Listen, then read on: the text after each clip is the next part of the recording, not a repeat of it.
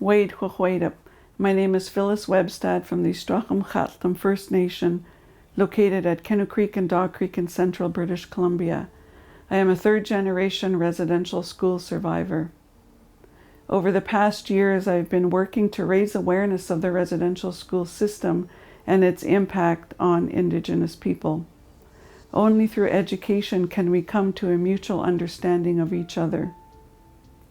After listening to the presentation of Justice Murray Sinclair during the Truth and Reconciliation hearings in May 2013, I came to the realization of the ongoing impacts of residential schools, both on myself and on Indigenous peoples.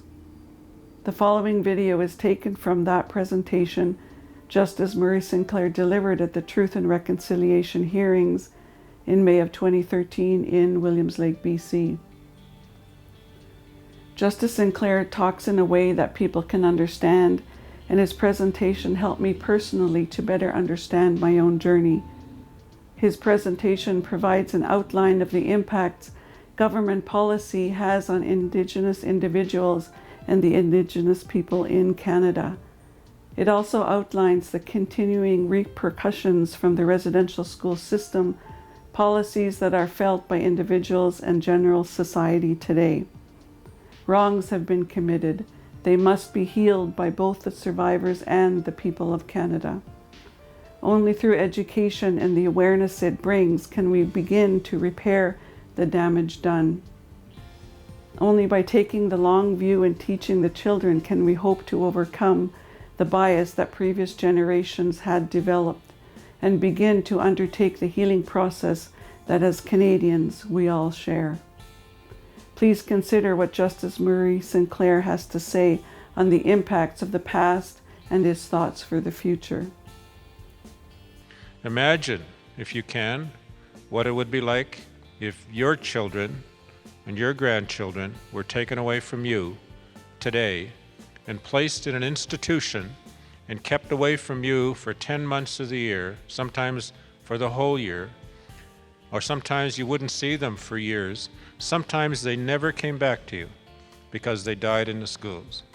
And sometimes, if they didn't die in the school, when they were released, they never came home.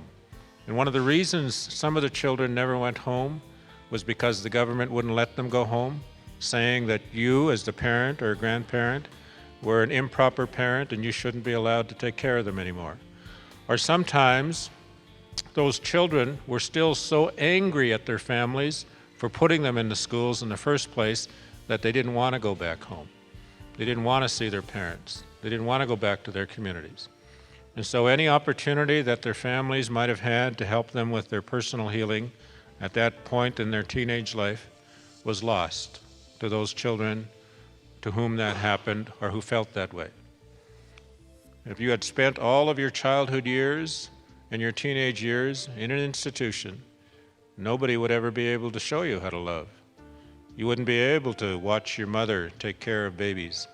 You wouldn't be able to learn what it meant to be a young woman because there was no one to tell you that. You wouldn't be able to learn what it was like to be a young man and the responsibilities of manhood, responsibilities of being a father, responsibilities of being an uncle, responsibilities of being a proper support to your parents or your grandparents, because those schools didn't teach you that. What those schools taught you was that your language was bad, that your culture was bad, that your people were inferior, that you had no relevant or valid history, and that you should feel lucky that the churches were there, the schools were there, and that white people came to this country and saved you from a life of impoverished existence. And so those of you who are interested in the residential school story need to understand something that is very important, that it isn't just about residential schools. They took our children away from us and placed them in the schools so that they could indoctrinate them into a different way of thinking. They took the children away from their villages and placed them in institutions which were anything but a village. But then they proceeded to go out and try to destroy the villages. So they undermined our leadership. They took away the power of chiefs. They took away the power of women. They took away the power of our culture. They prohibited ceremonies. They prohibited gatherings. They prohibited all of the things that societies need to hold itself together. And as many survivors have observed, they took away our power. They took away our power to be who we were meant to be. So they took the children away from the villages, and then they destroyed the villages, so that when the children did go back to their communities, there was very little there that they could turn to give them back what it was that they had lost in the schools. The stories of the survivors are still a story about discovery. They are still looking for why this happened and what happened to them. Many of them still struggling to find out. And their children, their grandchildren, still are looking for the answer to that question. Why are we the way we are? What happened to us? And the answers to those questions still remain elusive. But more and more we're discovering through the stories of survivors why things happened and what happened. And when we know what happened, then we can do something about it.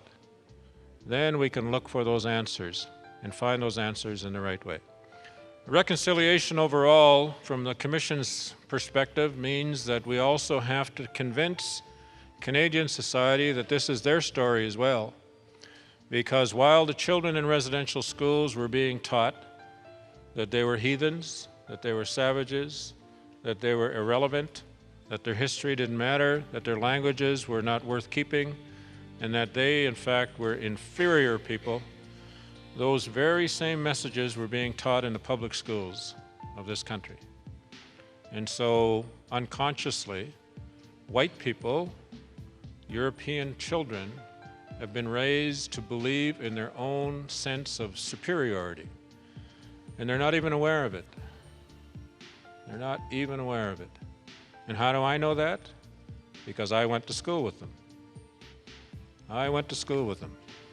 And I can tell you that most of the people that I went to school with, though I am now a judge, and I've been a judge for 25 years, and I have a prominent position within society, I accept that.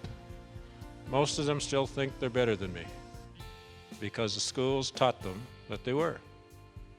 They would never trade positions with me because to them, living with this kind of skin, with that kind of background, coming from those kind of people, would just not be something that they could fathom. And so that kind of unconscious racism is something that the schools have ingrained into Canadian society that we have to begin to address. And so as a commission, we have said we have to start addressing the way that we teach our children about Aboriginal people. We have to address the way that we teach our children about Canadian history so that they can grow up understanding that things are not as rosy as some schools have been teaching. We have to teach them properly about the invalidity of the doctrine of discovery.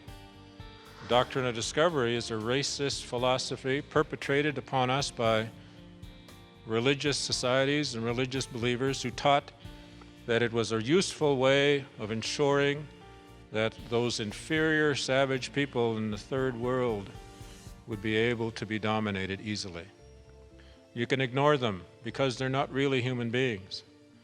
Within the Catholic Church, there was a debate after 1492 about whether or not the Indians of North America were even human beings. And that debate was not resolved until the 1530s. And thank God it was resolved in favor of us. They did finally rule that we were human beings, but of a lesser variety. And so that has come to dominate thinking for many, many generations, many hundreds of years. And you can't fault the people who are following those leaders that were telling them that. They were doing what the doctrine of the church, what the doctrine of the times, what the teachings of society told them to do, just as you do today. And that's why we say at the Commission that leadership is very important. Our national leaders at all political levels have to be speaking out on this in order to lead Canadian society in the proper way. And part of that leadership is to change the way we do things in our educational system. And that's going to lead, we think, to a new relationship between Aboriginal and non-Aboriginal people. So reconciliation is not going to come easily. It took us 150 years of these schools to create this damage. You know, my grandfather was a carpenter, and he used to tell me, it's a lot easier to knock something down than it is to build it. And they spent 150 years knocking things down. So it may take us that long to build this back up again. But we have to build it up, because as you heard here from other speakers, we're all here now, and nobody's going away. So we have to learn to get along. We have to learn how to get along, and we have to learn to get along respectfully. By understanding our shared past, we can build a better future for all residents of Canada. And only by understanding the effects of past policies can we begin to rectify the wrongs that occurred and develop stronger and more equitable relationships between Indigenous people and Canadian society. As Murray Sinclair said at the TRC hearings in 2013, we are all here now, and no one is going away. We've got to learn to get along, and we've got to learn to get along respectfully. Much work needs to be done to build trust and strong communities, and I thank you for your attention, commitment, and your support of the Orange Shirt movement. Gukshjam, thank you.